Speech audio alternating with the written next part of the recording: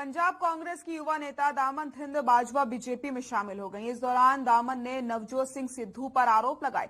साथ ही साथ कहा कि कांग्रेस पार्टी केवल दिखावे के लिए एक परिवार एक टिकट की बात करती है, लेकिन सही मायने में कांग्रेस इसके बिल्कुल विपरीत है। यही वजह है उन्हें बरसों पुराना साथ छोड़कर बीजेपी में आना पड़ा। दामन थिंद बाजवा ने और क्या कुछ कहा है, आपको सुनाते हैं।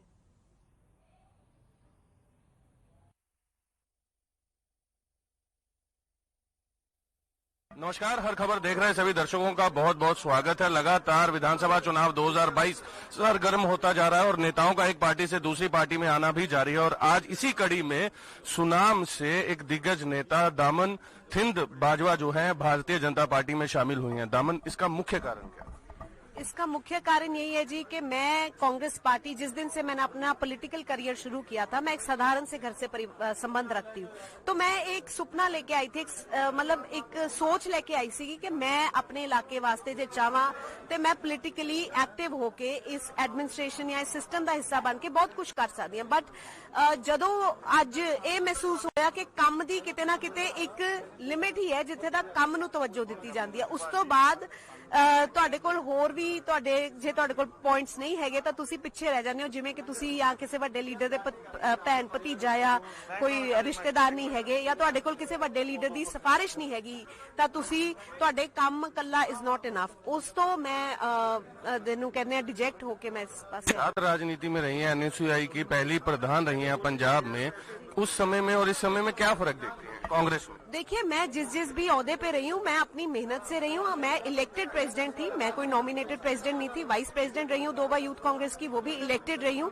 हाँ, नॉमिनेट हुई थी तो एज नेशनल सेक्रेटरी हुई थी, वो भी मेरा काम देख के। आज भी यूथ कांग्रेस ने जहाँ पे मेरे जो मेरे सहयोगी हैं, जितने लोग मैं लेके जाती रही हूँ दिल्ली में धरनों पे हर जगह, मैं आज शर्त लगा के कह सकती हूँ कि इवन मेरे मेल सहयोगी, मेरे जो कलीग्स थे यूथ कांग्रेस के, वो भी नहीं ले जाते रहे। उसके बावजूद, इतना काम करने के बावजूद, और जब सनाम में मेरे अलावा कोई और था ही नहीं, फिर भी इसलिए मेरा नाम काट दिया गया जस्ट बिकॉज किसी एक लीडर के भतीजे को एडजस्ट करना किसी और कॉन्स्टिट्यूएंसी में और उसको जिताने के लिए कि उसका वहां विरोध ना हो, वहां के जो लोग डिस्प्लेस हुए उनको मेरी कॉन्स्टिट्यूएंसी में भेज दिया गया। सिर्फ उस चीज के कारण एक नौजवान का जो सारा 5 साल की मेहनत, उसका सारा करियर आप जेपरडाइज कर देते हो। वहां के लोगों की जो अपेक्षाएं हैं एक आदमी के साथ, हर आदमी से जुड़ता है, हर आदमी एक आपके किए हुए कामों से जुड़ता है। वो लोग हैरान रह गए कि ये नया व्यक्ति हमारे सिर पे थोप दिया गया। उस चीज के खिलाफ आज जो निराश होके है बीजेपी। बीते कल मुख्यमंत्री चेहरा जो है कांग्रेस ने चरणजीत सिंह चन्नी को ऐलाना है, तो क्या कैसे देखती हैं यूथ कांग्रेस का खास तौर पर कैसे देखता है, क्योंकि आप तो अभी भारतीय जनता पार्टी में आई? नहीं, उसमें देखिए, मैं टू बी रियली ऑनेस्ट, मैं बीजेपी में आई हूँ सिर्फ इस करके क्योंकि मैं उस परिवारवाद का हिस्सा नहीं बनना चाहती। जिस पार्टी में मेहनत से ऊपर परिवारवाद को तरजीह दी जाए, उस पार्टी में हमारे जैसे साधारण घर के नौजवानों का मुझे लगता है कोई जगह नहीं है। चन्नी जी के बारे में मैं कुछ ज्यादा नहीं कहना चाहूंगी, बट हाँ, मैं ये जरूर कहना चाहूंगी कि मेरी टिकट में चन्नी जी ने मेरी काफी मदद की थी। So I have no heart. Rally भी की थी और वहाँ कहा भी था कि दामन को आगे टिकट कहीं यहीं पे शो होता है कि हमारी लीडरशिप उस पार्टी में कितनी कमजोर थी, जो इस चीज पे काबू नहीं कर पाए। एक व्यक्ति जो अपनी जिद पे अड़ा रहा, उस पे काबू नहीं किया। नवजोत सिंह सिद्धू जी, वो अपने भतीजे सुमित सिंह को अमरगढ़ से लड़ाना चाहते थे, जिसके कारण अमरगढ़ के जो एमएलए उसके भतीजे को सुनाम से। मेरा आखिरी सवाल है, आप बार बार ये कह रही हैं कि चन्नी जी ने आपकी मदद की, लेकिन भारतीय जनता पार्टी पर पूरी कांग्रेस ये आरोप लगा रही है कि ईडी की रेड जो हुई है और चरणजीत सिंह चन्नी का भतीजा हन्नी जो इस समय ईडी की गिरफ्त में है, वो भारतीय जनता पार्टी की सोची समझी साजिश।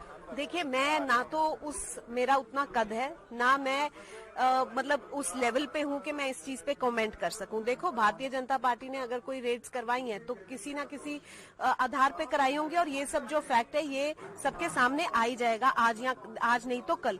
सो आई डोंट थिंक मुझे उस चीज पे कमेंट करना है। मैं कमेंट जिस पे कर सकती हूँ, जो मेरे साथ हुआ है या जो मेरे साथ बीती है, मैं उस पे जरूर आपको बता सकती हूँ, उस पे जरूर लाइट डाल सकती हूँ। और ज्यादा से ज्यादा मैं सुनाम के ऊपर। सुनाम में किसको जिताने वाली है? आप निकाय तो सारी ले आए, प्रधान यहाँ पर मौजूद है, निकाय के उप प्रधान यहाँ पर मौजूद है, तो निकाय में किसकी जीत सुनिश्चित करती है? बिल्कुल, जो भारतीय जनता पार्टी के वहाँ पे हमारे सन्मुख सिंह मोखा जी जो कैंडिडेट है, उनका डट के साथ देंगे और इस बार उनको वहाँ से जेतू करार करके सुनाम से भेजेंगे एमएलए बना। ये थे हमारे साथ दामन थिंद बाजवा, और आपने देखा कि किस प्रकार से इन्होंने साफ कह दिया कि नवजोत सिंह सिद्धू ने उनके करियर पर सेंध लगाई है और उन्हीं की जिद के कारण उन्होंने अपने चहेते को टिकट दिलवाई, जो कि मौजूदा विधायक हैं पंजाब से, उनके भतीजे को टिकट दिलवाई सुमित सिंह धीमान को, और यही कारण है कि उन्होंने पार्टी को अलविदा कहा, आज बीजेपी का दामन थामा है। देखिए, दामन थिंद बाजवा आज भारतीय जनता पार्टी दामन थामते हुए, अब यह दामन जिस प्रकार से उन्होंने थामा है, और ज्यादा बात उन्होंने कहा, मैं बड़ी राजनीति से संदर्भ में बात नहीं करूंगी, लेकिन इतना जरूर सुनिश्चित करती हूं कि सुनाम से भारतीय जनता पार्टी का प्रत्याशी ही जीत का परचम लहरा पाएगा। बहरहाल देखना होगा कि आखिरकार जीत किसके खेमे में जाती है। आप देखते रहें हर खबर। कैमरा पर्सन हरदीप के साथ मैं स्वर्ण, चंडीगढ़।